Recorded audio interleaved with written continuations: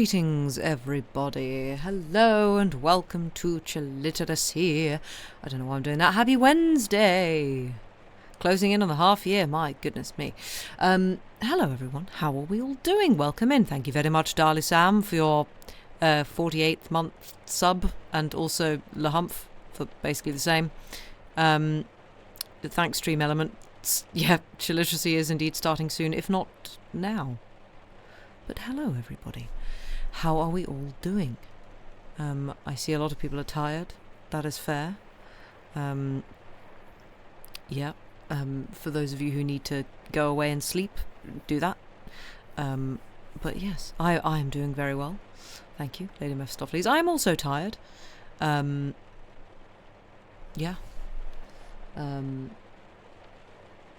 done a lot of driving last weekend, and I'm going to do a lot of driving this weekend.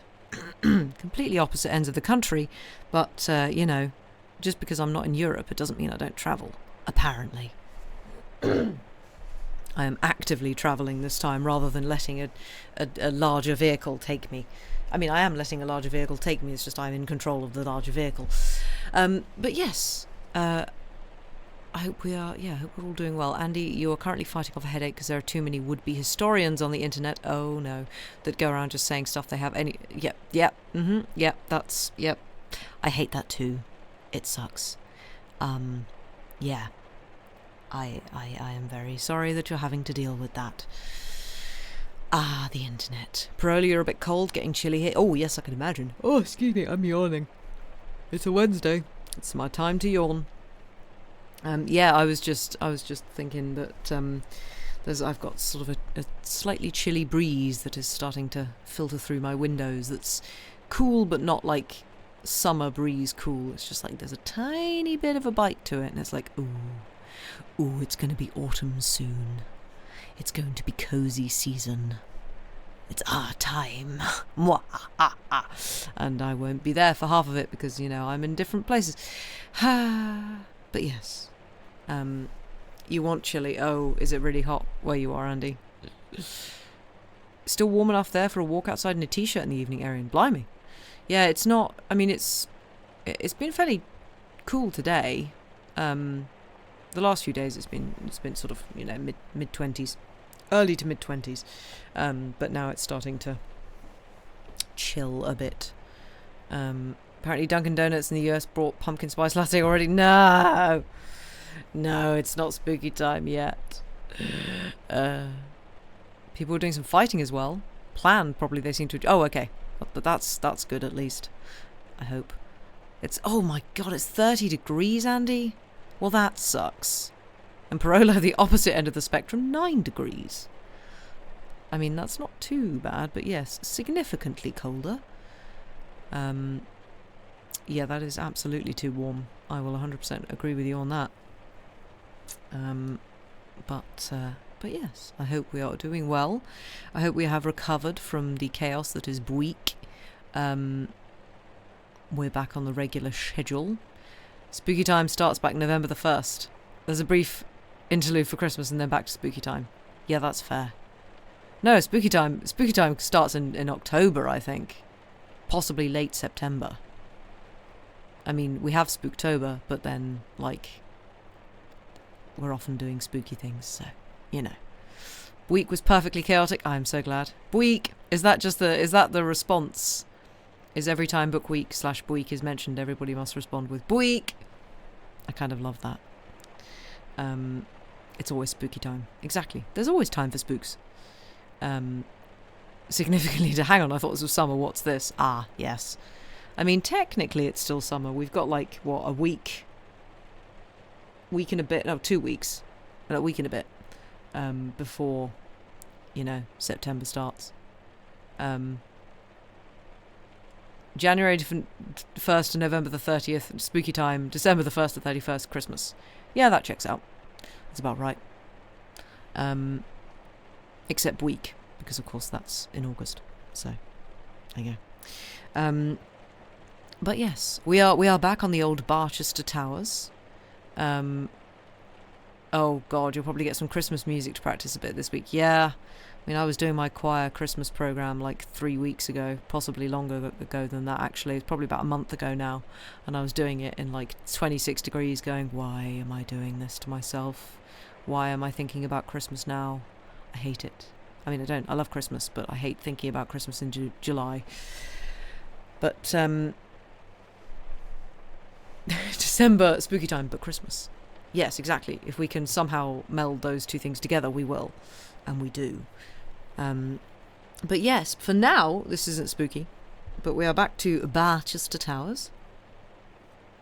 After this stream, there will be one more stream. Next Wednesday will be the final stream of Barchester Towers, I reckon. So long as there aren't any other pages missing. I don't think there are, I did check. Dickens did manage it, that is true.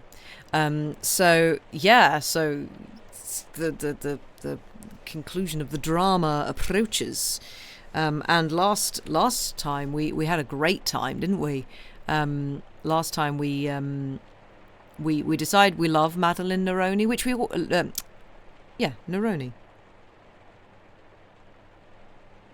Yeah. Why is that such a weird name to me suddenly? Anyway, her, we've decided we like her. I mean, we decided we liked her ages ago, but she turns out a bit of a girl's girl, and she sort of, after the whole debacle with her brother not proposing to Eleanor and Mr. Slope proposing to Eleanor and being brutally and excellently rejected by a slap in the face, she's obviously become aware of the fact that Eleanor doesn't really like those two, and possibly Mr. Arabin, who's been hanging around her, could possibly have eyes for Eleanor, because, you know, she's a perceptive person, and he's not very good at hiding it. So she's like, okay, he fancies her, she also probably fancies him, let's do a little bit of a matchmaking. So she's basically told Eleanor, you know what, Mr. Arabin kind of likes you. And then she's decided to sort of with her sort of posse of admirers, she has raked Mr. Slope over the coals very satisfactorily. We very much enjoyed it. She was like, "Oh, Mr. Slope, you can't possibly make eyes at me when you have, you know, been you're now betrothed to another." And he's like, what? It's like, oh, I hear there's a happy party. And there's like, what happy party? Oh dear, you can't have been rejected, could you? Shock horror, Mr. Slope's dying inside. And she just continues to twist the knife until Mr. Slope's like, yeah, I don't love her anymore, I'm out. Which is very satisfying. Okay, but when do we set about meticulously destroying their lives? Well, no one's died. Well, apart from the Dean, but that's, you know, natural causes. No one's killed anyone or put anyone in prison unnecessarily or wrongly. So, yeah. Don't think it's going to be quite that. But, I mean, she's doing a pretty good job. Like, she and Edmund Dantes would, I think, get along like a house on fire. Although she doesn't really seem to be doing it out of an idea of vengeance. She just seems to be doing it because it's fun, which is also an excellent reason. She's just doing it for her own amusement. So, yeah, pretty great. But yes, and also Mr. Slope thinks he's going to become the next Dean of Barchester because the previous Dean has died, and the newspaper of whom he is the friend has like said nice things about him. So he's like, oh, I'm definitely going to get the deanery. Oh, the excitement. So, what's the betting he won't? What's the hope he won't? But yes, if we are all sitting comfortably, if we are all prepared for some more drama, though not French drama this time, then the text is pinned at the top of chat. Yes, fab. Then we shall continue with Barchester Towers by Anthony Trollope. Chapter 47. The Dean-elect. During the entire next week, Barchester was ignorant who was to be its new dean on Sunday morning. Mr. Slope was decidedly the favourite, but he did not show himself in the cathedral, and then he sank a point or two in the betting. On Monday he got a scolding from the bishop in the hearing of the servants, and down he went till nobody would have him at any price. But on Tuesday he received a letter, in an official cover, marked private, by which he fully recovered his place in the public favour. On Wednesday he was said to be ill, and that did not look well. But on Thursday morning he went down to the railway station with a very jaunty air, and when it was ascertained that he had taken a first-class ticket for London, there was no longer any room for doubt on the matter. While matters were in this state of ferment at Barchester, there was not much mental comfort at Plumstead. Our friend the Archdeacon had many grounds for inward grief. He was much displeased at the result of Dr. Gwynne's diplomatic mission to the palace, and did not even scruple to say to his wife that had he gone himself, he would have managed the affair much better. His wife did not agree with him, but that did not mend the matter. Mr. Quiverful's appointment to the hospital was, however, a fait accompli, and Mr. Harding's acquiescence in that appointment was not less so. Nothing would induce Mr. Harding to make a public appeal against the bishop, and the Master of Lazarus quite approved of his not doing so. "I don't know what has come to the master," said the Archdeacon over and over again. "He used to be ready enough to stand up for his order." "My dear Archdeacon," Mrs. Grantley would say in reply, "what is the use of always fighting? I really think the master is right." The master, however, had taken steps of his own, of which neither the Archdeacon nor his wife knew anything. Then Mr. Slope's successes were henbane to Dr. Grantley, and Mrs. Bold's improprieties were as bad. What would be all the world to Archdeacon Grantley if Mr. Slope should become Dean of Barchester and marry his wife's sister? He talked of it and talked of it till he was nearly ill. Mrs. Grantley almost wished that the marriage were done and over, so that she might hear no more about it. And there was yet another ground of misery which cut him to the quick nearly as closely as either of the others. That paragon of a clergyman whom he had bestowed upon St. Ewolds, that college friend of whom he had boasted so loudly, that ecclesiastical knight before whose lance Mr. Slope was to fall and bite the dust, that worthy bulwark of the church as it should be, that honoured representative of Oxford's best spirit, was, so least his wife had told him half a dozen times, misconducting himself. Nothing had been seen of Mr. Arabin at Plumstead for the last week, but a good deal had, unfortunately, been heard of him. As soon as Mrs. Grantley had found herself alone with the Archdeacon on the evening of the Ullathorne party, she had expressed herself very forcibly as to Mr. Arabin's conduct on that occasion. He had, she declared, looked and acted and talked very unlike a decent parish clergyman. At first the Archdeacon had laughed at this, and assured her that she need not trouble herself, that Mr. Arabin would be found to be quite safe. But by degrees he began to find that his wife's eyes had been sharper than his own. Other people coupled the Signora's name with that of Mr. Arabin. The meagre little prebendary who lived in the close told him to a nicety how often Mr. Arabin had visited at Dr. Stanhope's, and how long he had remained on the occasion of each visit.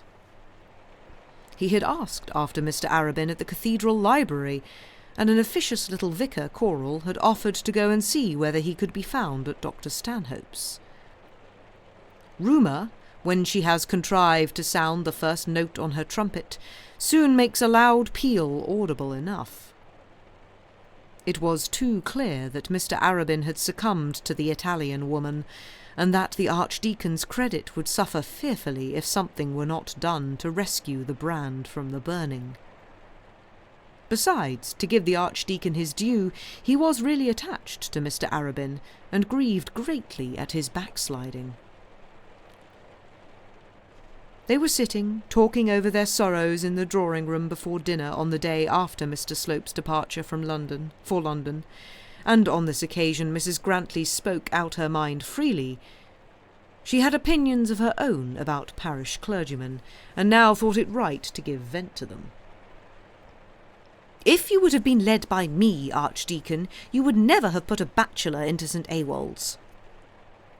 "But, my dear, you don't mean to say that all bachelor clergymen misbehave themselves?" "I don't know that clergymen are so much better than other men," said Mrs. Grantley. "It's all very well with a curate whom you have under your own eye, and whom you can get rid of if he persists in his improprieties."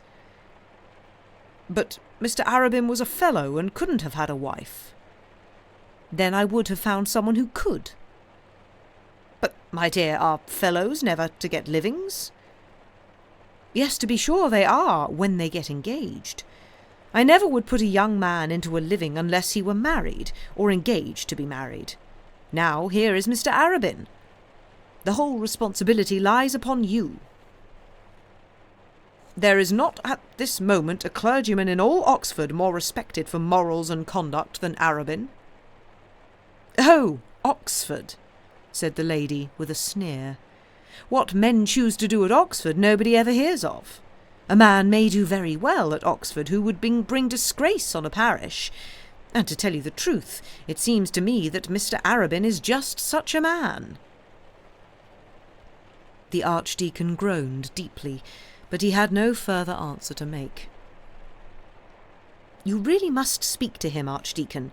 Only think what the Thorns will say if they hear that their parish clergyman spends his whole time philandering with this woman." The Archdeacon groaned again. He was a courageous man, and knew well enough how to rebuke the younger clergymen of the diocese when necessary. But there was that about Mr. Arabin which made the doctor feel that it would be very difficult to rebuke him with good effect.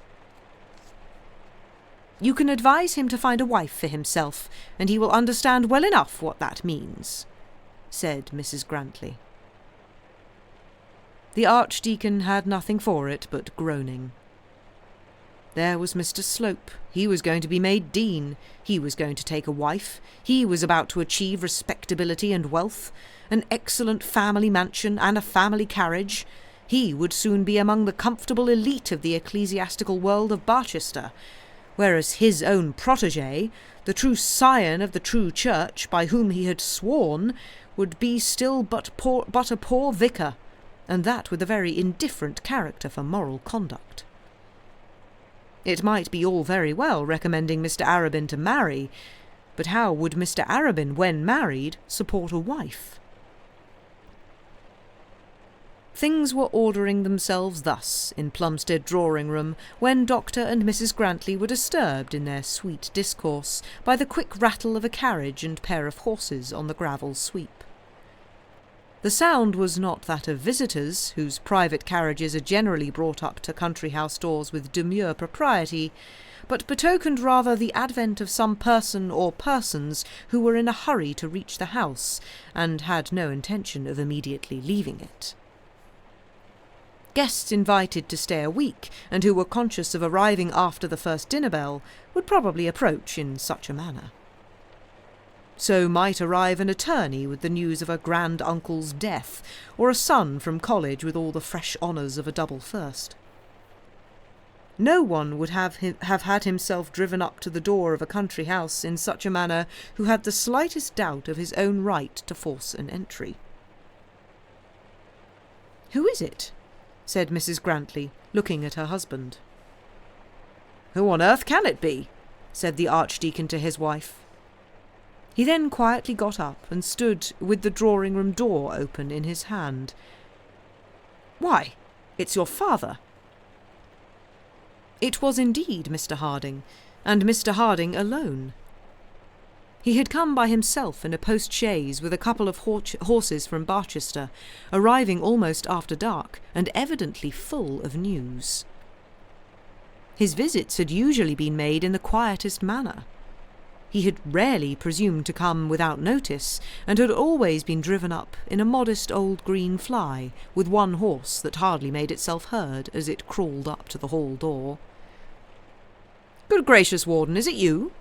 said the Archdeacon, forgetting in his surprise the events of the last few years. "But come in. Nothing the matter, I hope." "We are very glad you are come, Papa," said his daughter. "I'll go and get your room ready at once." "I ain't Warden, Archdeacon," said Mr. Harding. "Mr. Quiverful is Warden." "Oh, I know," said the Archdeacon petulantly. "I forgot all about it in the moment. Is anything the matter?" "Don't go this moment, Susan," said Mr. Harding. "I have something to tell you." "The dinner bell will ring in 5 minutes," said she. "Will it?" said Mr. Harding. "Then perhaps I had better wait." He was big with news which he had come to tell, but which he knew could not be told without much discussion. He had hurried away to Plumstead as fast as 2 horses could bring him, and now, finding himself there, was willing to accept the reprieve which dinner would give him. "If you have anything of moment to tell us," said the Archdeacon, "pray let us hear it at once. Has Eleanor gone off?" "No, she has not," said Mr. Harding, with a look of great displeasure. "Has Slope been made dean?" "No, he has not, but what?" said the Archdeacon, who was becoming very impatient. They have what?" said the Archdeacon. "They have offered it to me," said Mr. Harding, with a modesty which almost prevented his speaking. "Good heavens!" said the Archdeacon, and sank back, exhausted, in an easy-chair. "My dear father!" said Mrs. Grantley, and threw her arms round her father's neck. "So I thought I had better come out and consult with you at once," said Mr. Harding. "Consult!" shouted the Archdeacon. "But, my dear Harding, I congratulate you with my whole heart. With my whole heart, I do indeed. I never heard anything in my life that gave me so much pleasure." And he got hold of both his father-in-law's hands and shook them as though he were going to shake them off, and walked round and round the room, twirling a copy of the Jupiter over his head to show his extreme exultation. "But—" began Mr. Harding. "But me no buts," said the Archdeacon. "I never was so happy in my life. It was just the proper thing to do. Upon my honour, I'll never say another word against the Lord the longest day I have to live." "That's Dr. Gwynne's doing, you may be sure," said Mrs. Grantley, who greatly liked the Master of Lazarus, he being an orderly married man with a large family. "I suppose it is," said the Archdeacon. "Oh, Papa, I am so truly delighted," said Mrs. Grantley, getting up and kissing her father. "But, my dear," said Mr. Harding. It was all in vain that he strove to speak. Nobody would listen to him. "Well, Mr. Dean," said the Archdeacon, triumphing, "the Deanery Gardens will be some consolation for the Hospital Elms. Well, poor Quiverful! I won't begrudge him his good fortune any longer." "No, indeed," said Mrs. Grantley. "Poor woman, she has 14 children. I am sure I am very glad they have got it." "So am I," said Mr. Harding. "I would give £20," said the Archdeacon, "to see how Mr. Slope will look when he hears it." The idea of Mr. Slope's discomfiture formed no small part of the Archdeacon's pleasure. At last Mr. Harding was allowed to go upstairs and wash his hands, having, in fact, said very little of all that he had come out to Plumstead on purpose to say. Nor could anything more be said till the servants were gone after dinner. The joy of Dr. Grantley was so uncontrollable that he could not refrain from calling his father-in-law Mr. Dean before the men, and therefore it was soon matter of discussion in the lower regions how Mr. Harding, instead of his daughter's future husband, was to be the new dean, and various were the opinions on the matter. The cook and butler, who were advanced in years, thought that it was just as it should be. but the footman and lady's maid, who were younger, thought that it was a great shame that Mr. Slope should lose his chance. "He's a mean chap all the same," said the footman, "and it an't along of him that I says so. But I always did admire the missus's sister, and she'd well become the situation." While these were the ideas downstairs, a very great difference of opinion existed above.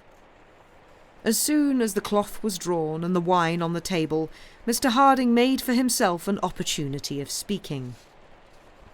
It was, however, with much inward troubling that he said, It's very kind of the Lord, very kind, and I feel it deeply, most deeply. I am, I must confess, gratified by the offer." "I should think so," said the Archdeacon. "But all the same, I am afraid that I can't accept it." The decanter almost fell from the Archdeacon's hand upon the table, and the start he made was so great as to make his wife jump up from her chair. Not accept the deanship? If it really ended in this, there would be no longer any doubt that his father-in-law was demented. The question now was whether a clergyman with low rank and preferment amounting to less than £200 a year should accept high rank £1,200 a year and one of the most desirable positions which his profession had to afford. "What?" said the Archdeacon, gasping for breath and staring at his guest as though the violence of his emotion had almost thrown him into a fit. "What?" "I do not find myself fit for new duties," urged Mr. Harding. "New duties? What duties?" said the Archdeacon with unintended sarcasm. "Oh, papa," said Mrs. Grantley, "nothing can be easier than what a dean has to do.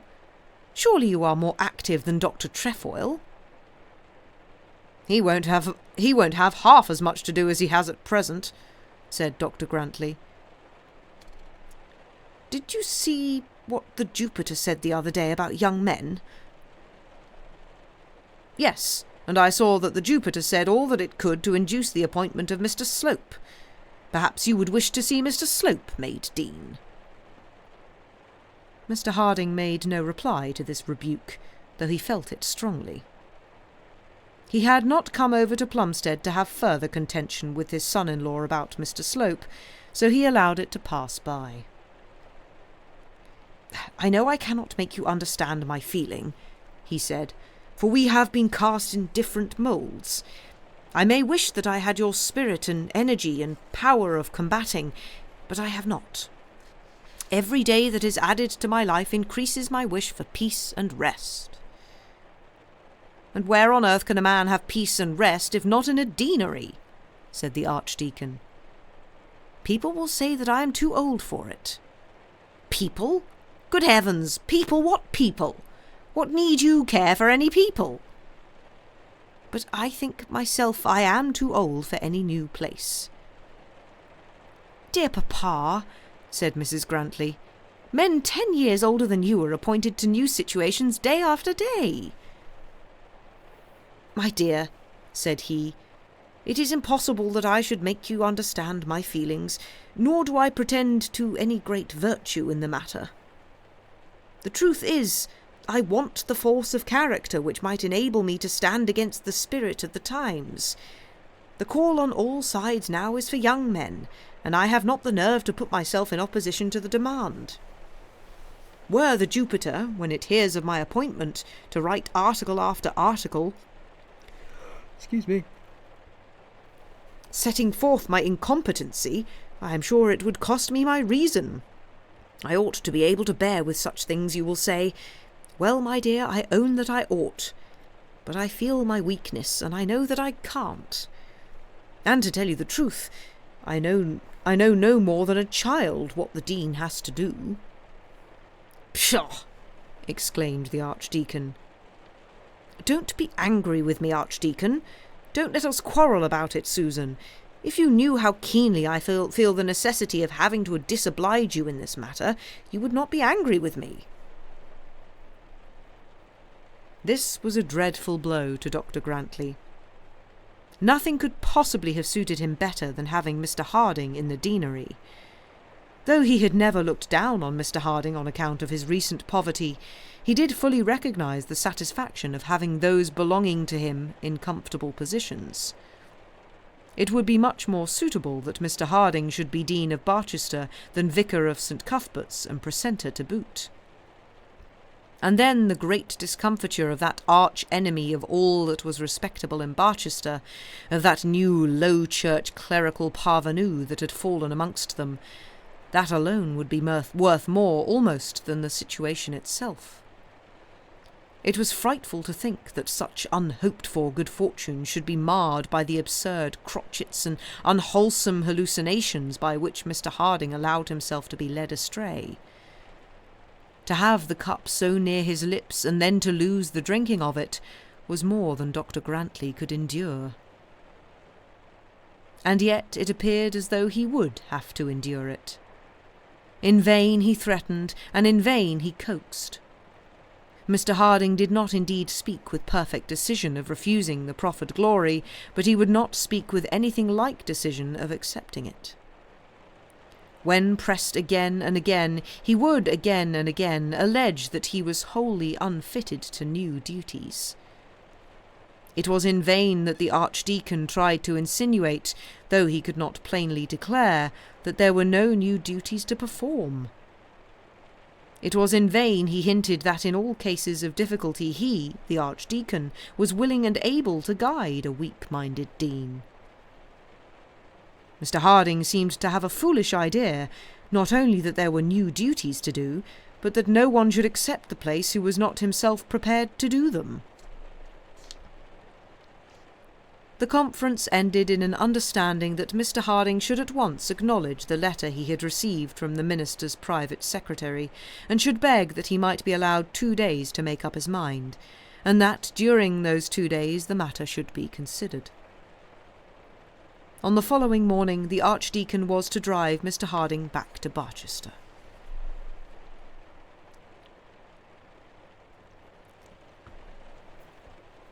Chapter 48.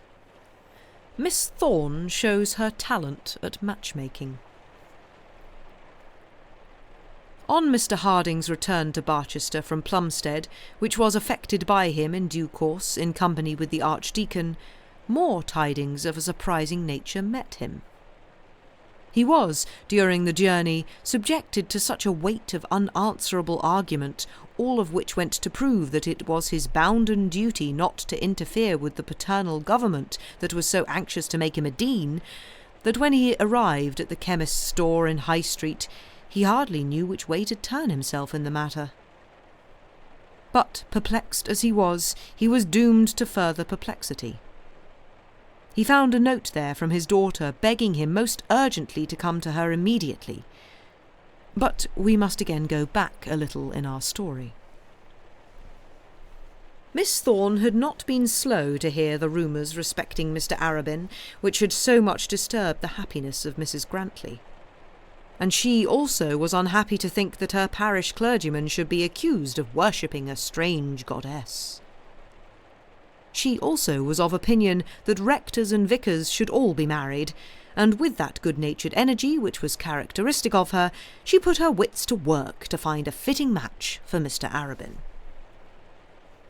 Mrs. Grantley, in this difficulty, could think of no better remedy than a lecture from the Archdeacon. Miss Thorne thought that a young lady, marriageable and with a dowry, might be of more efficacy. In looking through the catalogue of her unmarried friends who might possibly be in want of a husband, and might also be fit for such promotions as a country parsonage affords, she could think of no one more eligible than Mrs. Bold. And consequently, losing no time, she went into Barchester on the day of Mr. Slope's discomfiture, the same day that her brother had had his interesting interview with the last of the Neros, and invited Mrs. Bold to bring her nurse and baby to Ullathorne and make them a protracted visit. Miss Thorne suggested a month or two, intending to use her influence afterwards in prolonging it, so as to last out the winter, in order that Mr. Arabin might have an opportunity of becoming fairly intimate with his intending bride. "We'll have Mr. Arabin too," said Miss Thorne to herself, and before the spring they'll know each other, and in 12 or 18 months' time, if all goes well, Mrs. Bold will be domiciled at St. Ewolds." And then the kind-hearted lady gave herself some not undeserved praise for her matchmaking genius. Eleanor was taken a little by surprise, but the matter ended in her promising to go to Ullathorne for, at any rate, a week or two. And on the day previous to that on which her father drove out to Plumstead, she had herself driven out to Ullathorne. Miss Thorne would not perplex her with her embryo lord on the same evening, thinking that she would allow her a few hours to make herself at home. But on the following morning Mr. Arabin arrived. "And now," said Miss Thorne to herself, "I must contrive to throw them in each other's way." That same day, after dinner, Eleanor, with an assumed air of dignity which she could not maintain, with tears that she could not suppress, with a flutter which she could not conquer, and a joy which she could not hide, told Miss Thorne that she was engaged to marry Mr. Arabin, and that it behoved her to get back home to Barchester as quick as she could.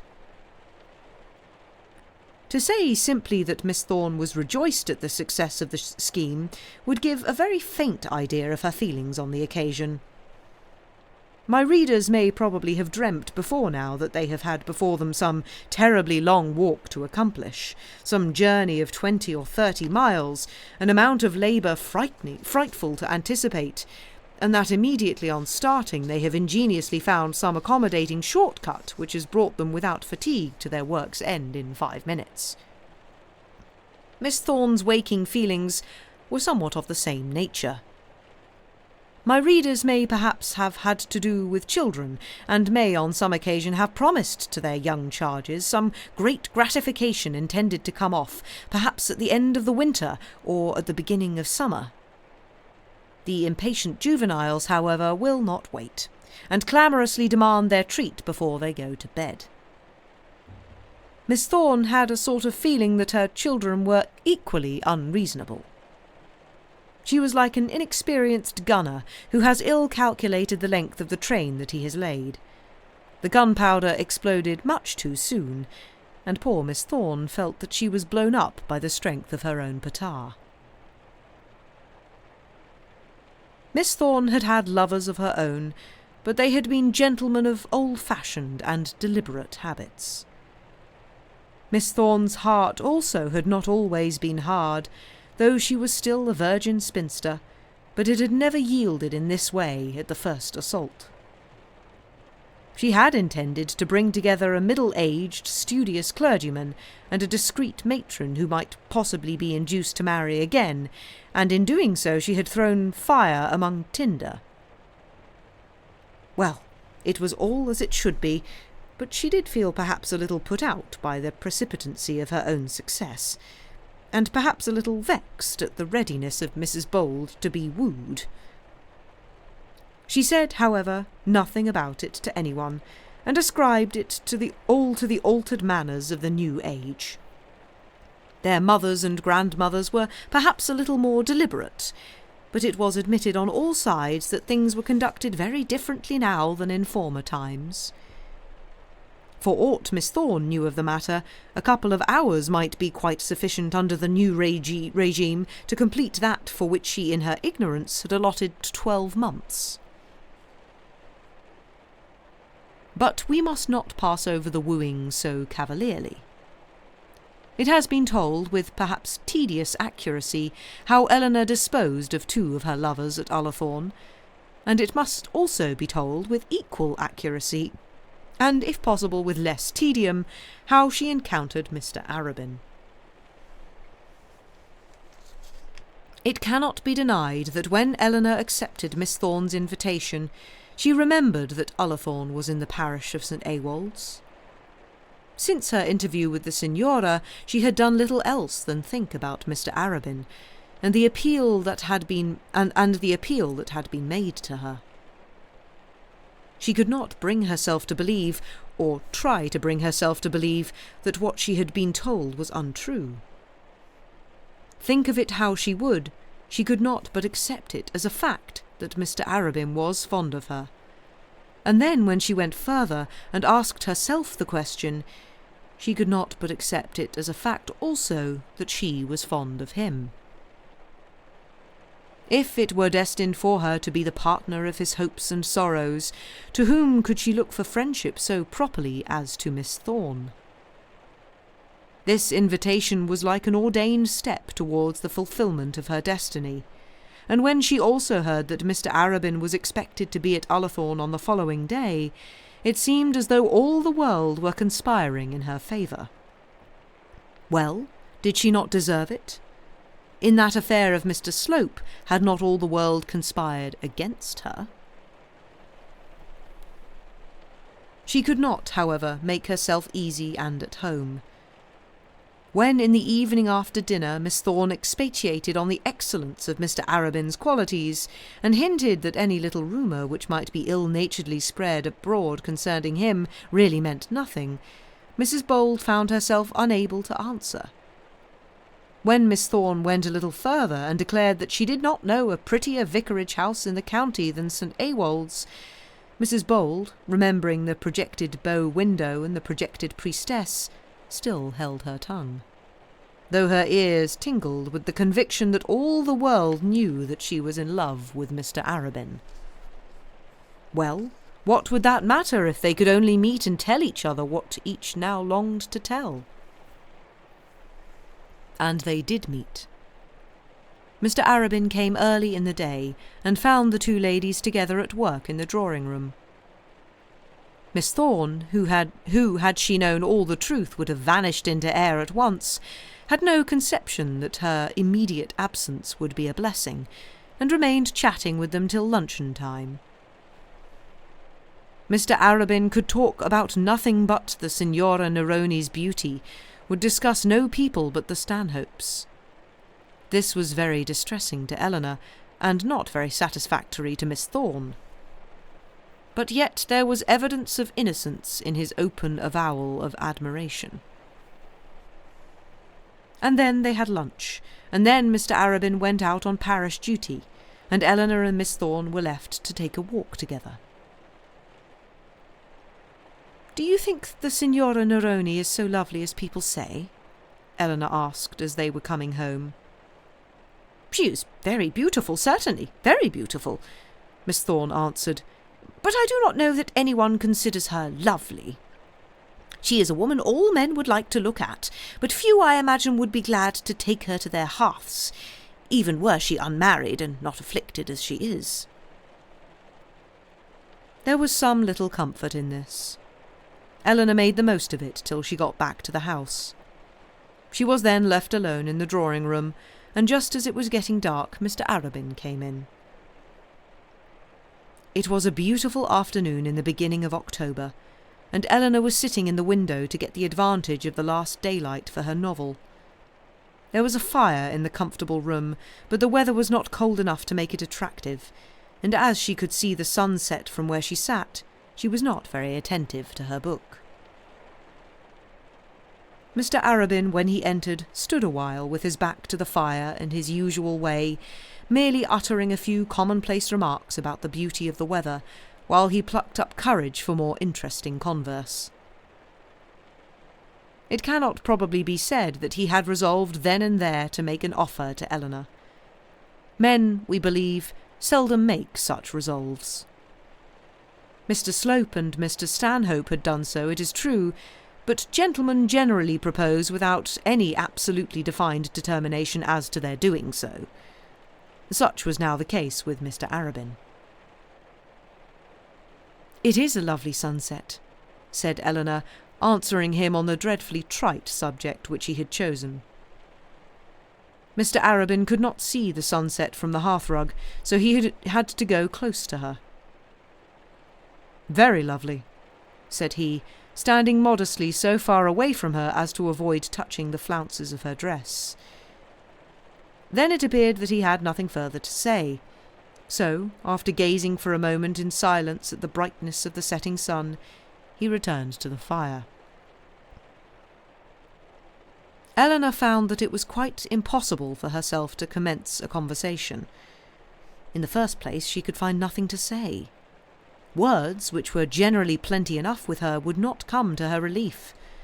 And, moreover, do what she would, she could hardly prevent herself from crying. "Do you like Ullathorne?" said Mr. Arabin, speaking from the safely distant position which he had assumed on the hearthrug. "Yes, indeed, very much." "I don't mean Mr. and Miss Thorne. I know you like them, but the style of the house. There is something about old-fashioned mansions built as this is, and old-fashioned gardens, that to me is especially delightful." "I like everything old-fashioned," said Eleanor. "Old-fashioned things are so much the honestest." "I don't know about that," said Mr. Arabin, gently laughing. "That is an opinion on which very much may be said on either side. It is strange how widely the world is divided on a subject which so nearly concerns us all, and which is so close beneath our eyes. Some think that we are quickly progressing towards perfection, while others imagine that virtue is disappearing from the earth." "And you, Mr. Arabin, what do you think?" said Eleanor. She felt somewhat surprised at the tone which his conversation was taking, and yet she was relieved at his saying something which enabled herself to speak without showing her own emotion. "What do I think, Mrs. Bold?" And then he rumbled his money with his hands in his trousers pockets, and looked and spoke very little like a thriving lover. "It is the bane of my life that on important subjects I acquire no fixed opinion. I think and go on thinking, and yet my thoughts are running ever in different directions. I hardly know whether or no we do lean more confidently than our fathers did on those high hopes to which we profess to aspire." "I think the world grows more worldly every day," said Eleanor. "That is because you see more of it than when you were younger. But we should hardly judge by what we see. We see so very, very little." There was then a pause for a while, during which Mr. Arabin continued to turn over his shillings and half-crowns. "If we believe in Scripture, we can hardly think that mankind in general will now be allowed to retrograde." Eleanor, whose mind was certainly engaged otherwise than on the general state of mankind, made no answer to this. She felt thoroughly dissatisfied with herself. She could not force her thoughts away from the topic on which the Signora had spoken to her in so strange a way, and yet she knew that she could not converse with Mr. Arabin in an unrestrained natural tone till she did so. She was most anxious not to show to him any special emotion, and yet she felt that if he looked at her he would at once see that she was not at ease. But he did not look at her. Instead of doing so, he left the fireplace and began walking up and down the room. Eleanor took up her book resolutely, but she could not read, for there was a tear in her eye, and do what she would it fell onto her cheek. When Mr. Arabin's back was turned to her, she wiped it away, but another one was soon coursing down her face in its place. They would come, not a deluge of tears that would have betrayed her at once, but one by one, single monitors. Mr. Arabin did not observe her closely, and they passed unseen. Mr. Arabin, thus pacing up and down the room, took 4 or 5 turns before he spoke another word, and Eleanor sat equally silent with her face bent over her book.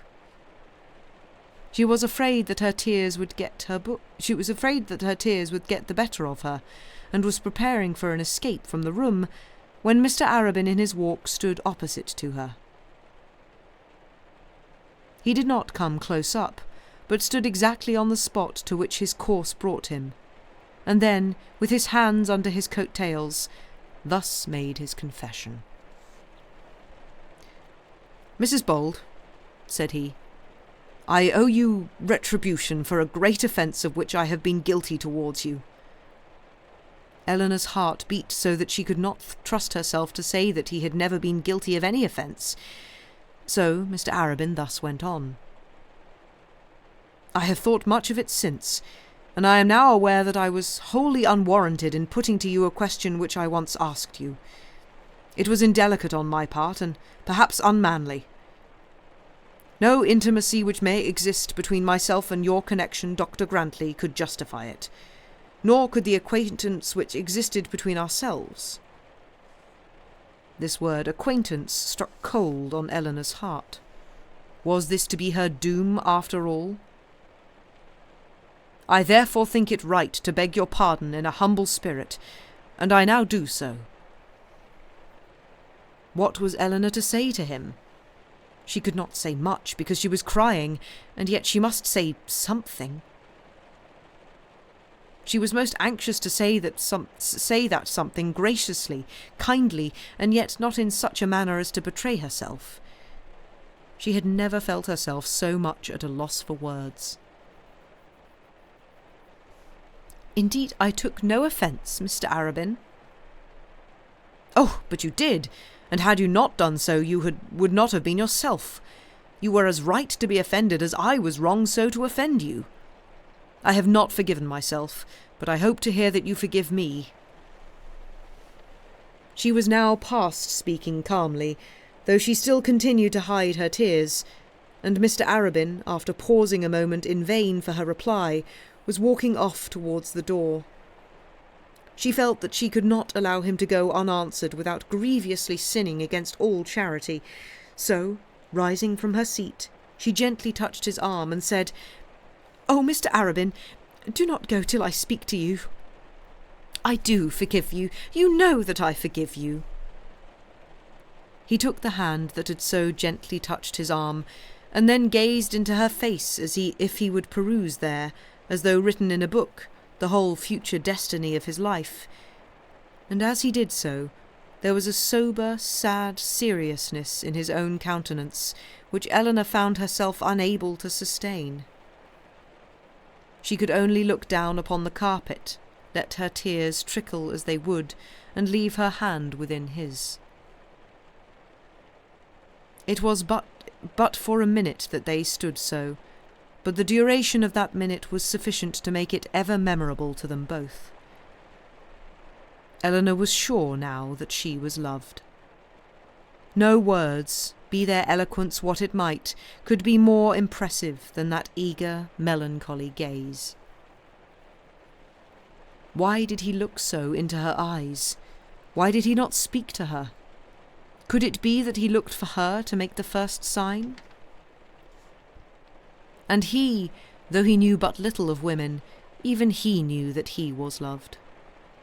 He had only to ask, and it would be all his own, that inexpressible loveliness, those ever-speaking but yet now mute eyes, that feminine brightness and eager, loving spirit which had so attracted him since first he had encountered it at St. Ewald's. It must all be his own now. On no other supposition was it possible that she should allow her hand to remain thus clasped within his own. He had only to ask. Ah, but that was the difficulty. Did a minute suffice for all this? Nay, perhaps it might be more than a minute. "Mrs. Bold," at last he said, and then stopped himself. If he could not speak, how was she to do so? He had called her by her name, the same name that any merest stranger would have used. She withdrew her hand from his, and moved as though to return to her seat. "Eleanor," he then said, in his softest tone, as though the courage of a lover were as yet but half assumed, as though he were still afraid of giving offence by the freedom which he took. She looked slowly, gently, almost piteously up into his face. There was at any rate no anger there to deter him. "Eleanor!" he again exclaimed, and in a moment he had her clasped to his bosom. How this was done, whether the doing was with him or her, whether she had flown thither conquered by the tenderness of his voice, or he, with a violence not likely to give offence, had drawn her to his breast, neither of them knew, nor can I declare. There was now that sympathy between them which hardly admitted of one individual motion. They were one and the same, one flesh, one spirit, one life. "Eleanor, my own Eleanor, my own, my wife!" She ventured to look up at him through her tears, and he, bowing his face down over hers, pressed his lips upon her brow, his virgin lips, which, since a beard first grew upon his chin, had never yet tasted the luxury of a woman's cheek. She had been told that her yea must be yea, or her nay, nay, but she was called on for neither the one nor the other. She told Miss Thorne that she was engaged to Mr. Arabin, but no such words had passed between them. No promises had been asked or given. "Oh, let me go," said she. "Let me go now. I am too happy to remain. Let me go that I may be alone." He did not try to hinder her. He did not repeat the kiss. He did not press another on her lips. He might have done so had he been so minded. She was now all his own. He took his arm from round her waist, his arm that was trembling with a new delight, and let her go. She fled like a roe to her own chamber, and then, having turned the bolt, she enjoyed the full luxury of her love. She idolized, almost worshipped this man who had so meekly begged her pardon, and he was now her own. Oh, how she wept and cried and laughed as the hopes and fears and miseries of the last few weeks passed in remembrance through her mind. Mr. Slope! That anyone should have dared to think that she, who had been chosen by him, could have possibly mated herself with Mr. Slope. That they should have dared to tell him also, and subject her bright happiness to such needless risk. And then she smiled with joy as she thought of all the comforts that she could give him. Not that he cared for comforts, but that it would be so delicious for her to give. She got up and rang for her maid that she might tell her little boy of his new father, and in her own way she did tell him. She desired her maid to leave her, in order that she might be alone with her child, and then, while he lay sprawling on the bed, she poured forth the praises, all unmeaning to him, of the man she had selected to guard his infancy. She could not be happy, however, till she had made Mr. Arabin take the child to himself, and thus, as it were, adopt him as his own. The moment the idea struck her, she took the baby up in her arms and, opening her door, ran quickly down to the drawing-room. She at once found, by his step still pacing on the floor, that he was there, and a glance within the room told her that he was alone. She hesitated a moment, and then hurried in with her precious charge. Mr. Arabin met her in the middle of the room. "There," said she, breathless with her haste. "There, take him and love him." Mr. Arabin took the little fellow from her, and kissing him again and again, prayed God to bless him. "He shall be all as my own, said he. Eleanor, as she stooped to take back her child, kissed the hand that held him, and then rushed back with her treasure to her chamber. It was thus that Mr. Harding's younger daughter was won for the second time. At dinner neither she nor Mr. Arabin were very bright, but their silence occasioned no remark. In the drawing-room, as we have before said, she told Miss Thorne what had occurred. The next morning she returned to Barchester, and Mr. Arabin went over with his budget of news to the Archdeacon. As Dr. Grantley was not there, he could only satisfy himself by telling Mrs. Grantley how that he intended himself the honour of becoming her brother-in-law.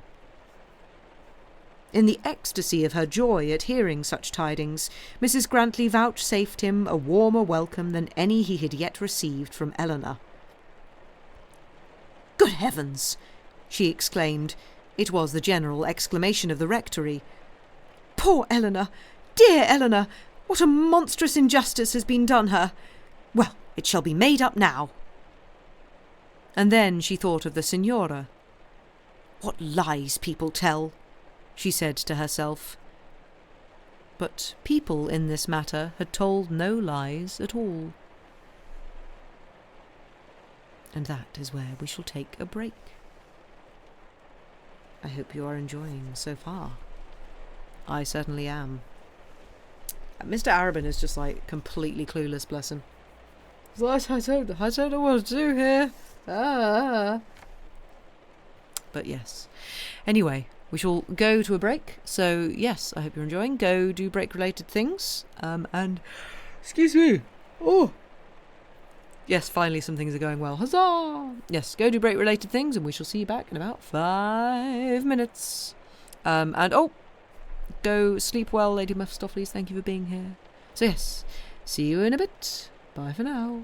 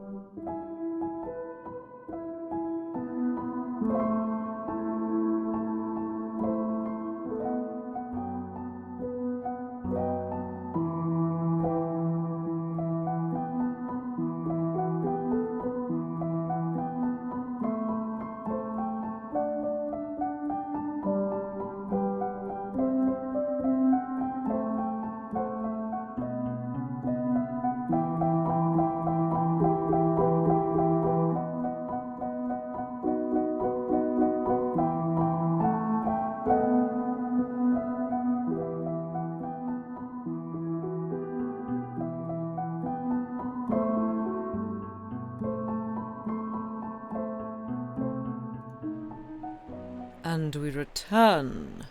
Welcome back, everybody. I hope you have had a good little break. I have drunk some water and stirred a chia pudding.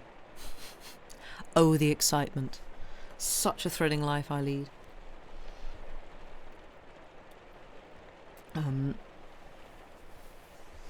Much to the disgust of basically anyone who knows me. Yeah, it's not like actual pudding, is it? Yeah. I don't, like, none of my sort of immediate family, also probably not Sam, I realise I don't think I've asked Sam, actually likes the concept of chia pudding, because, you know, kind of looks and sort of vaguely texture of frog spawn, but I'm like, yeah, give me that.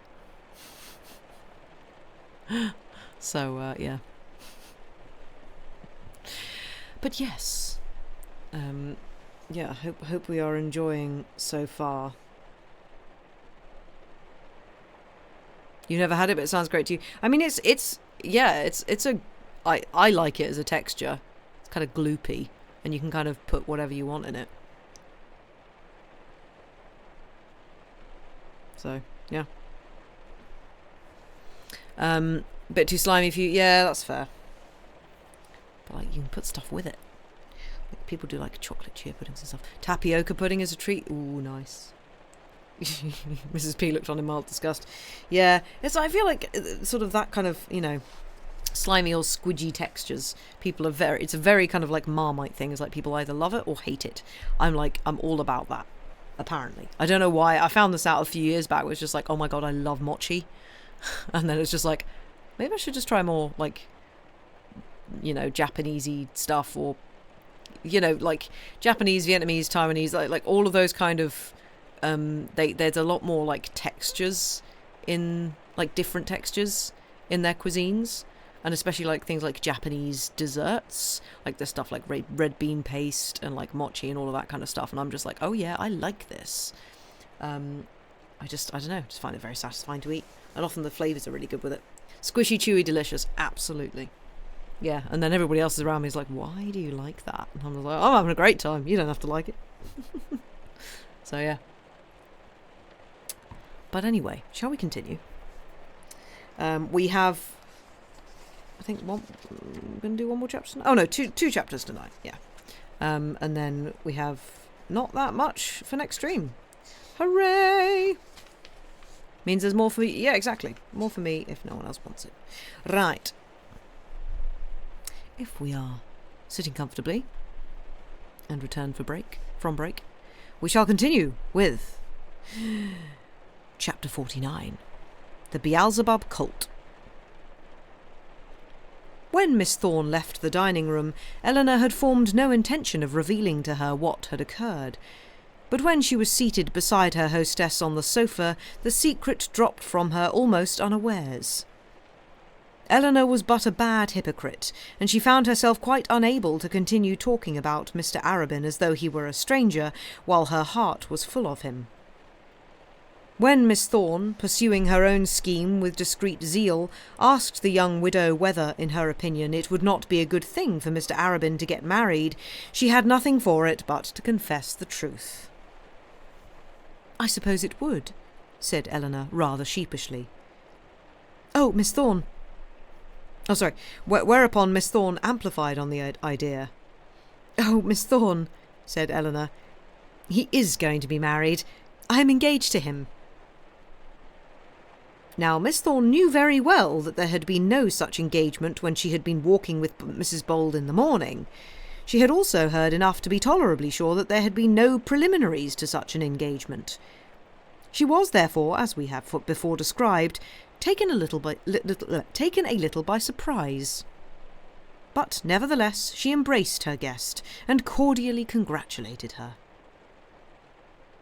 Eleanor had no opportunity of speaking another word to Mr. Arabin that evening, except such words as all the world might hear, and these, as may be supposed, were few enough. Miss Thorne did her best to leave them in privacy, but Mr. Thorne, who knew nothing of what had occurred, and another guest, a friend of his, entirely interfered with her good intentions. So poor Eleanor had to go to bed without one sign of affection. Her state, nonetheless, was not to be pitied. The next morning she was up early. It was probable, she thought, that by going down a little before the usual hour of breakfast she might find Mr. Arabin alone in the dining-room.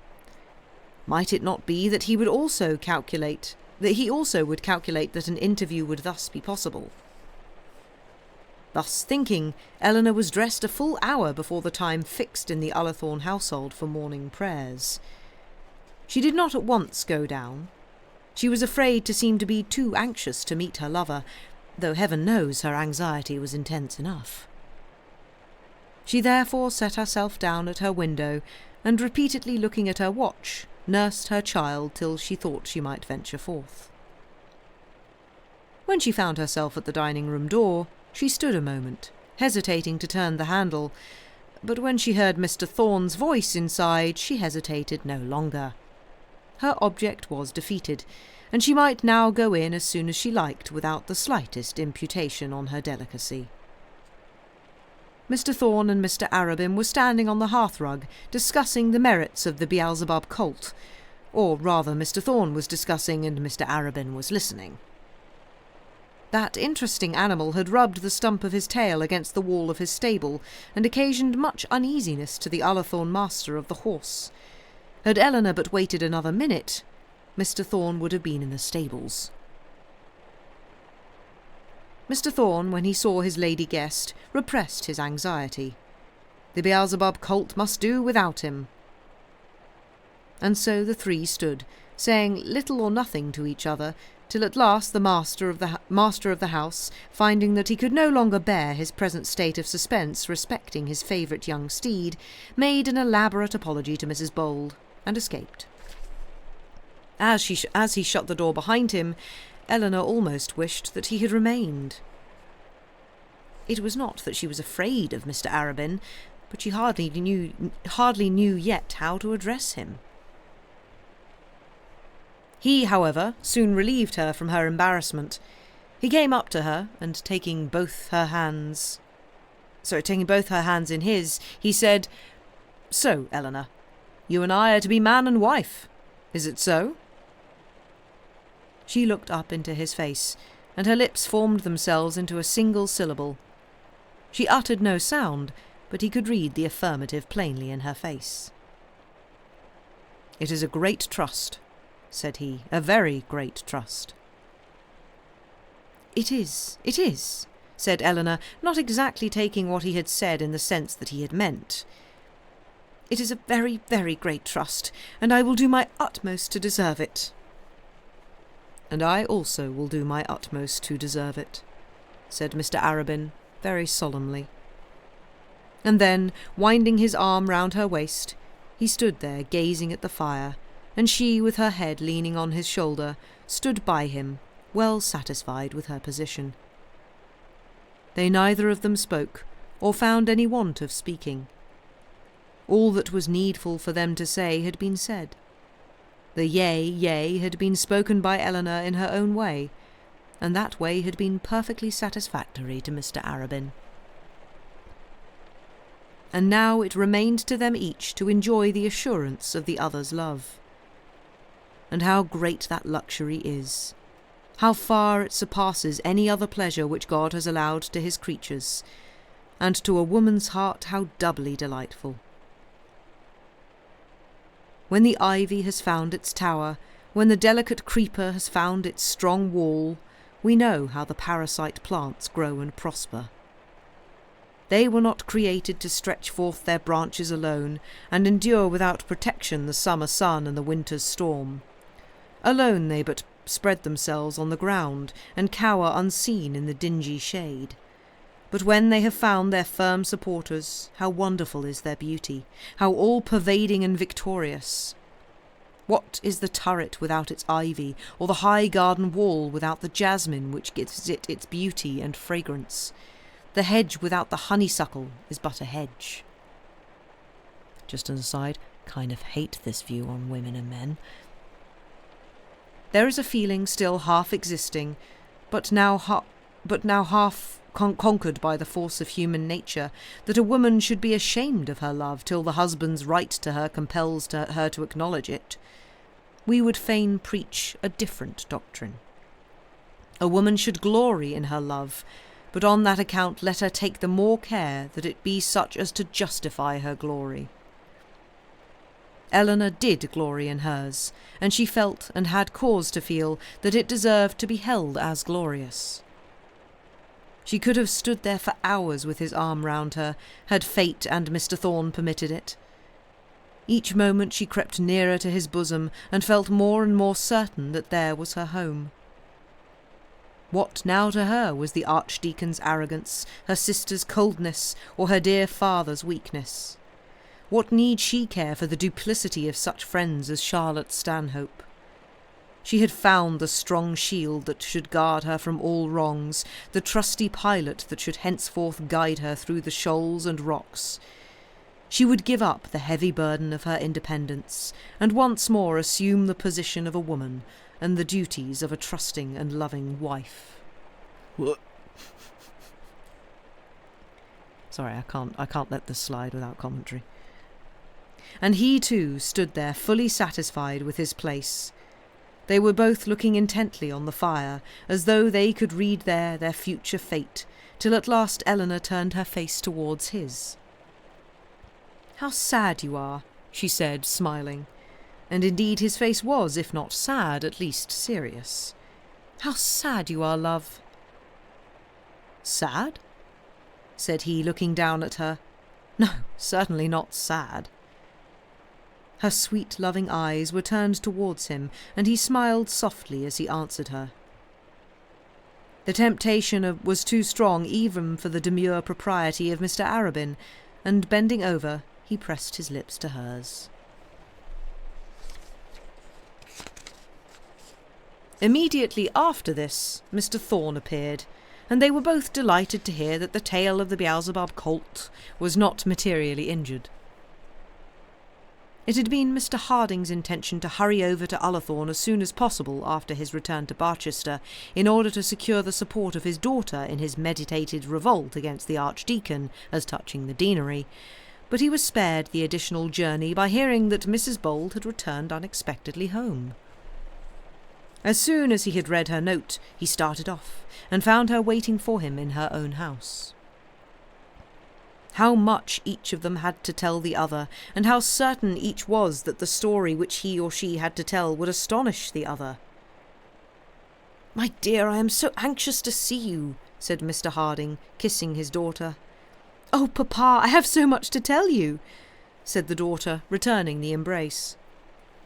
"My dear, they have offered me the deanery," said Mr. Harding, anticipating by the suddenness of the revelation the tidings which Eleanor had to give him. "Oh, papa!" said she, forgetting her own love and happiness in her joy at the surprising news. "Oh, papa, can it be possible? Dear papa, how thoroughly, thoroughly happy that makes me." "But, my dear, I think it best to refuse it." "Oh, papa!" "I am sure you will agree with me, Eleanor, when I explain it to you. You know, my dear, how old I am. If I live, But, papa, I must tell you about myself." "Well, my dear? I do so wonder how you'll take it." "Take what?" "If you don't rejoice at it, if it doesn't make you happy, if you don't encourage me, I shall break my heart." "If that be the case, Nelly, I certainly will encourage it." "But I fear you won't. I do so fear you won't. And yet you can't but think I am the most fortunate woman living on God's earth." "Are you, dearest? Then certainly I will rejoice with you. Come, Nelly, come to me and tell me what it is." "I am going—" He led her to the sofa, and seating himself beside her, took both her hands in his. "You are going to be married, Nelly. Is not that it?" "Yes," she said faintly. "That is, if you will approve." And then she blushed as she remembered the promise which she had so lately volunteered to him, and which she had so utterly forgotten in making her engagement with Mr. Arabin. Mr. Harding thought for a moment who the man could be whom he was called upon to welcome as his son-in-law. A week since he would have had no doubt whom to name. In that case he would have been prepared to give his sanction, although he would have done so with a heavy heart. Now he knew that at any rate it would not be Mr. Slope, though he was perfectly at a loss to guess who could possibly have filled the place. For a moment he thought that the man might be Bertie Stanhope, and his very soul sank within him. "Well, Nelly?" "Oh, Papa, promise to me that for my sake you will love him." "Come, Nelly, come, tell me who it is." "But will you love him, Papa?" "Dearest, I must love anyone that you love." Then she turned her face to his, and whispered into his ear the name of Mr. Arabin. No man that she could have named could have more surprised or more delighted him. Had he looked round the world for a son-in-law to his taste, he could have selected no one whom he would have preferred to Mr. Arabin. He was a clergyman, he had a living in the neighbourhood, he was of a set to which all Mr. Harding's own partialities most closely adhered, he was the great friend of Dr. Grantley, and he was, moreover, a man of whom Mr. Harding knew nothing but what he approved. Nevertheless, his surprise was so great as to prevent the immediate expression of his joy. He had never thought of Mr. Arabin in connection with his daughter, he had never imagined that they had any feeling in common. He had feared that his daughter had been made hostile to clergymen of Mr. Arabin's stamp by her intolerance of the Archdeacon's pretensions. Had he been put to wish, he might have wished for Mr. Arabin for a son-in-law, but had he been put to guess, the name would have never occurred to him. "Mr. Arabin!" he exclaimed. "Impossible!" "Oh, Papa, for heaven's sake don't say anything against him. If you love me, don't say anything against him. Oh, Papa, it's done and mustn't be undone. Oh, Papa!" Fickle Eleanor! Where was the promise that she would make no choice for herself without her father's approval? She had chosen, and now demanded his acquiescence. "Oh, Papa, isn't he good? Isn't he noble? Isn't he religious, high-minded, everything that a good man possibly can be?" And she clung to her father, beseeching him for his consent. "My Nelly, my child, my own daughter, he is. He is noble and good and high-minded. He is all that a woman can love and a man admire. He shall be my son, my own son. He shall be as close to my heart as you are. My Nelly, my child, my happy, happy child." We need not pursue the interview any further. By degrees they returned to the subject of the new promotion. Eleanor tried to prove to him, as the Grantleys had done, that his age could be no bar to his being a very excellent dean, but those arguments had now even less weight on him than before. He said little or nothing, but sat meditative. Every now and then he would kiss his daughter and say yes or no, or very true, or well, my dear, I can't quite agree with you there, but he could not be got to enter sharply into the question of to be or not to be. To be or not to be Dean of Barchester. Of her and her happiness, of Mr. Arabin and his virtues, he would talk as much as Eleanor desired, and to tell the truth, that was not a little, but about the deanery he would now say nothing further. Excuse the loud helicopter.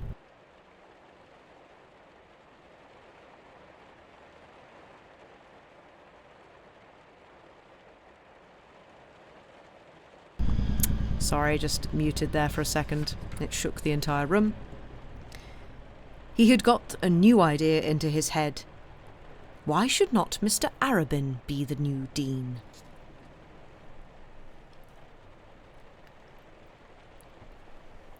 Chapter 50. The Archdeacon is satisfied with the state of affairs. The Archdeacon, in his journey into Barchester, had been assured by Mr. Harding that all their prognostications about Mr. Slope and Eleanor were groundless. Mr. Harding, however, had found it very difficult to shake his son-in-law's faith in his own acuteness. The matter had, to Dr. Grantley, been so plainly corroborated by such patent evidence, borne out by such endless circumstances, that he at first refused to take as true the positive statement which Mr. Harding made to him of Eleanor's own disavowal of the impeachment. But at last he yielded in a qualified way. He brought himself to admit that he would at the present regard his past convictions as a mistake, but in doing this he so guarded himself that if, at any future time, Eleanor should come forth to the world as Mrs. Slope, he might still be able to say, "There, I told you so. Remember what you said and what I said, and remember also for coming years that I was right in this matter, as in all others."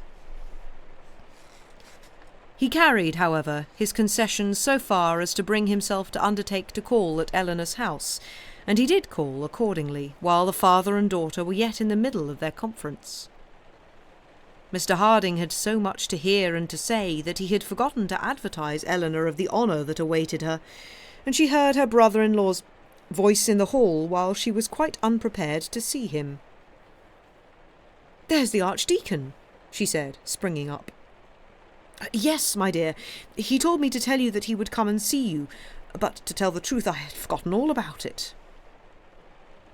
Eleanor fled away, regardless of all her father's entreaties. She could not now, in the first hours of her joy, bring herself to bear all the Archdeacon's retractions, apologies, and congratulations. He would have so much to say, and would be so tedious in saying it. Consequently, the Archdeacon, when he was shown into the drawing-room, found no one there but Mr. Harding. "You must excuse Eleanor," said Mr. Harding. "Is anything the matter?" asked the doctor, who at once anticipated that the whole truth about Mr. Slope had at last come out. "Well, something is the matter. I wonder now whether you will be much surprised." The Archdeacon saw by his father-in-law's manner that after all he had nothing to tell him about Mr. Slope. "No," said he, "certainly not. Nothing will ever surprise me again."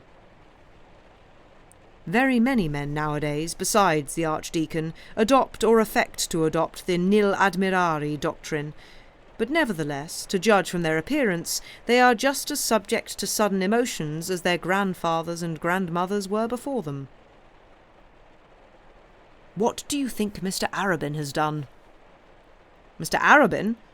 It's nothing about that daughter of Stanhope's, I hope?" "No, not that woman," said Mr. Harding, enjoying his joke in his sleeve. "Not that woman? Is he going to do anything about any woman? Why can't you speak out if you have anything to say? There is nothing I hate so much as these sort of mysteries." "There shall be no mystery with you, Archdeacon, though of course it must go no further at present." "Well, except Susan, you must promise me you'll tell no one else." "Nonsense!"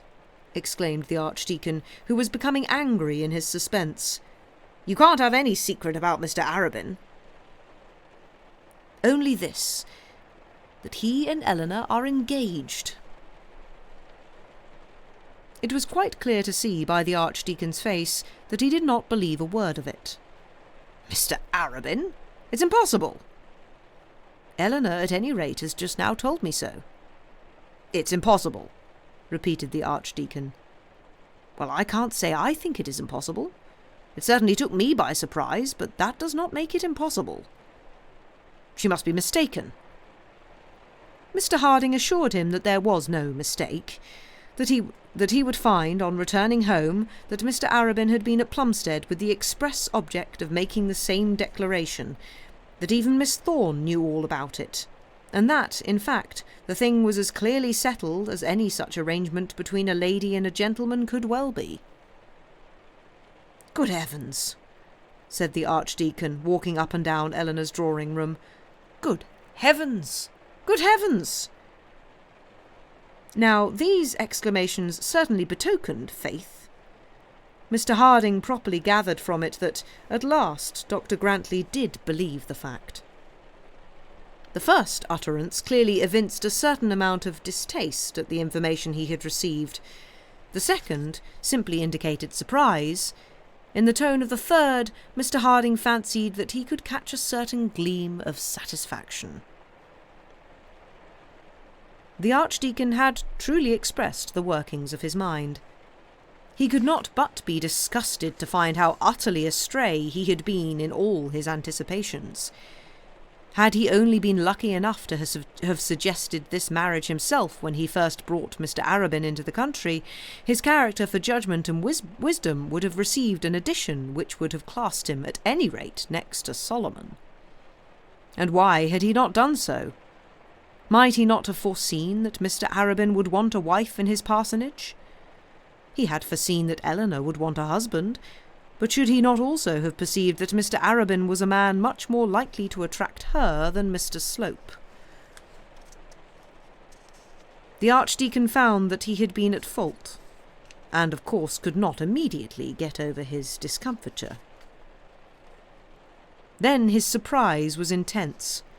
How sly this pair of young turtle doves had been with him! How egregiously they had hoaxed him! He had preached to Eleanor against her fancied attachment to Mr. Slope at the very time that she was in love with his own protégé, Mr. Arabin, and had absolutely taken that same Mr. Arabin into his confidence with reference to his dread of Mr. Slope's alliance. It was very natural that the Archdeacon should feel surprise. But there was also great ground for satisfaction. Looking at the match by itself, it was the very thing to help the doctor out of his difficulties. In the first place, the assurance that he should never have Mr. Slope for his brother-in-law was in itself a great comfort. Then Mr. Arabin was, of all men, the one with whom it would best suit him to be so intimately connected. But the crowning comfort was the blow which this marriage would give to Mr. Slope. He had now certainly lost his wife. Rumour was beginning to whisper that he might possibly lose his position in the palace, and if Mr. Harding would only be true, the great danger of all would be surmounted. In such case it might be expected that Mr. Slope would own himself vanquished and take himself altogether away from Barchester, and so the Archdeacon would again be able to breathe pure air. "Well, well," said he. "Good heavens! Good heavens!" And the tone of the fifth exclamation made Mr. Harding fully aware that content was reigning in the Archdeacon's bosom. And then, slowly, gradually, and craftily, Mr. Harding propounded his own new scheme. Why should not Mr. Arabin be the new dean? Slowly, gradually, and thoughtfully, Dr. Grantley fell into his father-in-law's views. Much as he liked Mr. Arabin, sincere as was his admiration for that gentleman's ecclesiastical abilities, he would not have sanctioned a measure which would rob his father-in-law of his fairly earned promotion, were it at all practicable to induce his father-in-law to accept the promotion which he had earned. But the Archdeacon had, on a former occasion, received proof of the obstinacy with which Mr. Harding could adhere to his own views in opposition to the advice of all his friends. He knew tolerably well that nothing would induce the meek, mild man before him to take the high place offered to him, if he thought it wrong to do so. Knowing this, he also said to himself more than once, why should not Mr. Arabin be Dean of Barchester? It was at last arranged between them that they would together start to London by the earliest train on the following morning, making a little detour to Oxford on their journey. Dr. Gwynne's counsels, they imagined, might perhaps be of assistance to them.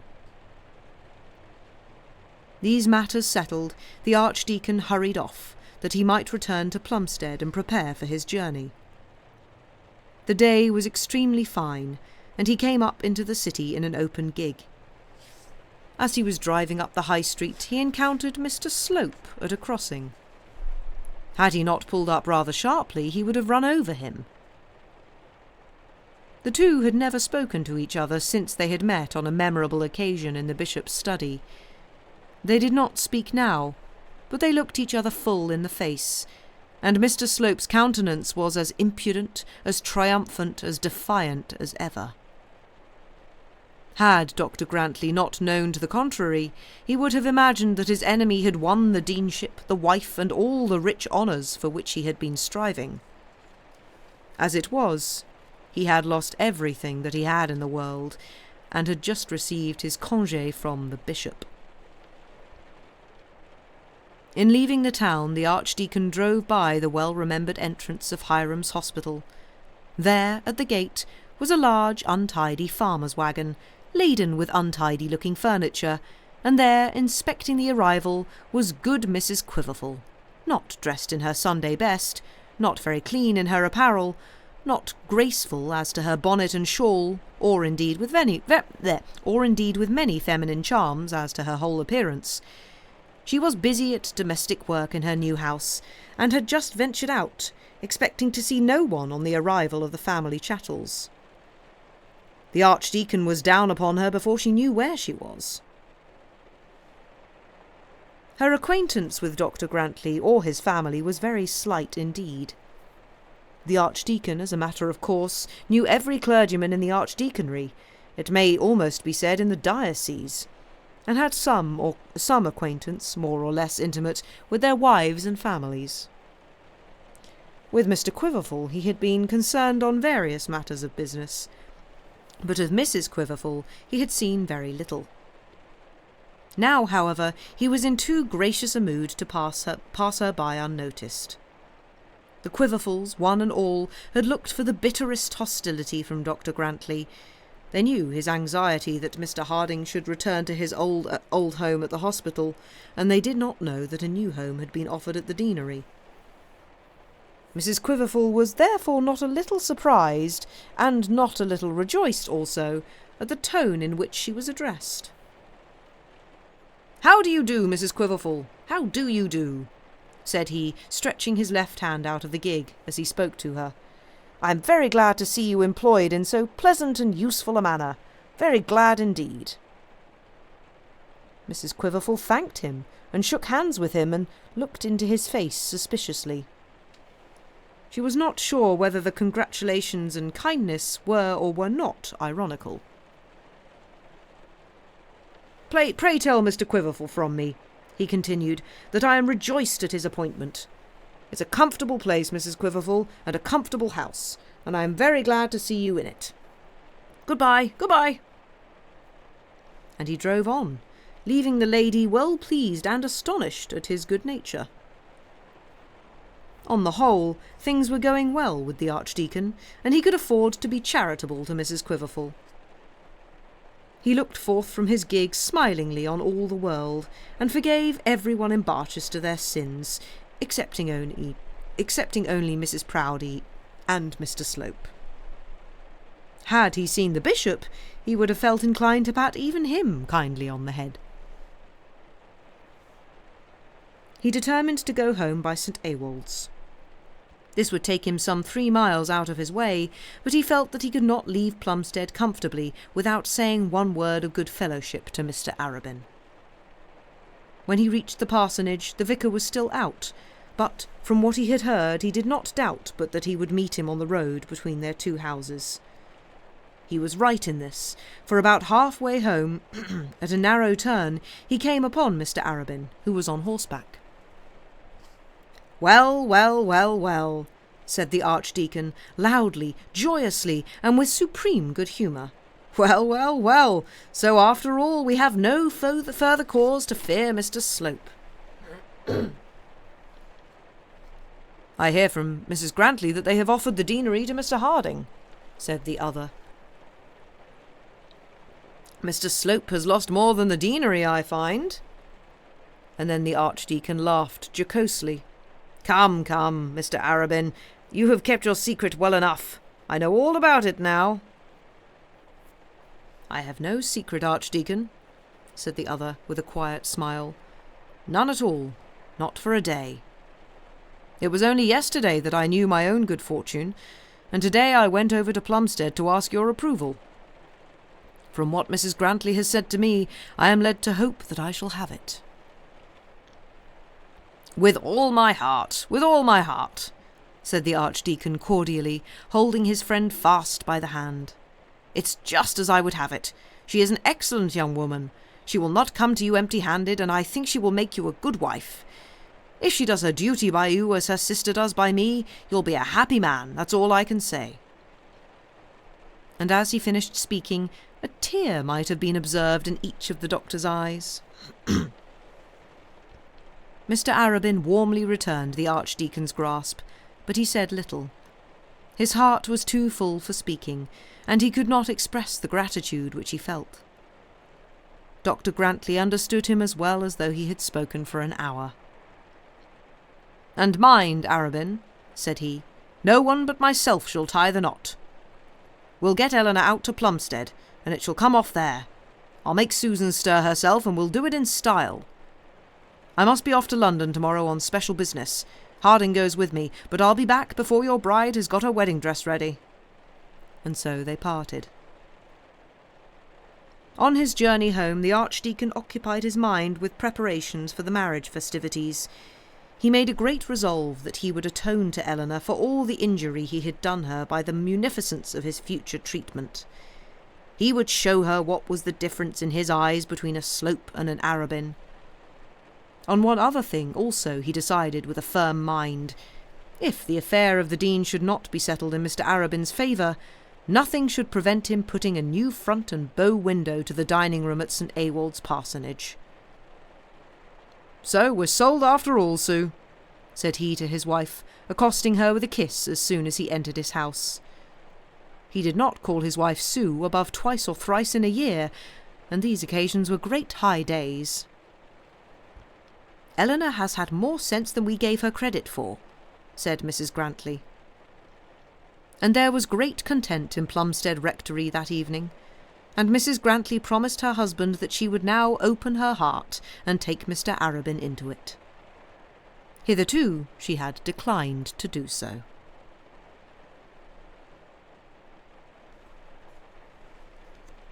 And that is where we shall end for tonight.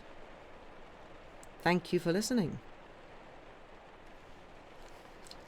I hope you enjoyed. It's all going well. It's all coming up Millhouse. Yeah, I hope you enjoyed. It's all going to be a happy ending. And I guess we will find out what happens to Slope. Yes, it's Colt, not Cult. Cult and Colt. Cult. They're quite difficult things to make sound different. Yeah, did really hate the whole kind of women need men because women are clinging vines and men are the strong wall and it's very difficult for a woman to be independent. Kind of hate it. I mean, I kind of get the whole kind of like, oh, well, she's got a good husband. Yeah, she has probably got a good husband. Mr. Arabin seems a decent chap. But just like, it's so patronising. It's like women are meant to be ornaments. And she could be a woman again, a.k.a. married to a man. It's like, sure. But yes, apart from that, it was good. And yeah, we'll have the last part next week. Woo! I might see if we can raid over to anybody. Is Stephen around? Oh, sorry, I'm yawning again. Multi-game night. Ooh. Yeah. Excuse me. I will throw you all over to our good friend Stephen, who we haven't raided in a little while. So yeah, go say hi to Stephen. We love Stephen. He's great. I think he's doing a bunch of demos, which is very exciting. So yeah, go say hi to him. Go be good people. And yes, I hope you'll all have a good rest of your day, night. Thank you all very much for being here and lovely people that you are. And we shall see you again, hopefully on Saturday. See you soon and goodbye.